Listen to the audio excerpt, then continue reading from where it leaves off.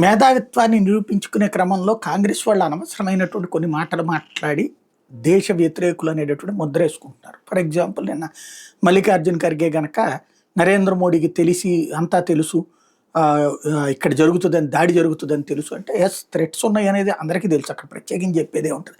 ఆ కారణంగా మోడీ క్యాన్సిల్ చేసుకున్న టూరిస్టులను కాపాడలేకపోయాడంటే అందులో మోడీ తీసుకెళ్లి టూరిస్టులను అప్పచెప్పాడు అన్నటువంటి అర్థాన్ని సృష్టించే ప్రయత్నం చేసుకొచ్చాడు.